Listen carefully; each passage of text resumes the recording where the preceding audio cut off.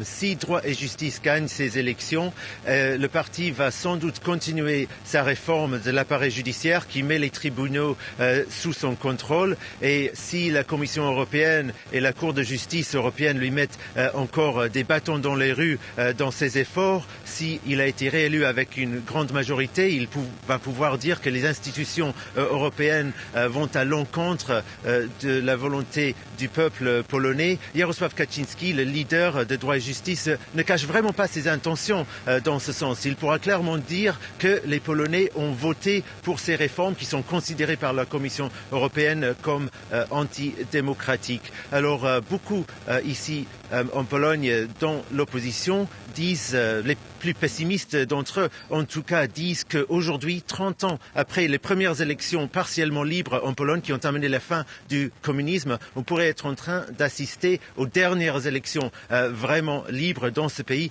puisque le PiS a clairement l'intention de mettre les tribunaux et beaucoup d'autres éléments de l'appareil de l'État sous le contrôle du parti. Paradoxalement, le PiS reste très populaire. Pour quelles raisons, Guy Divert?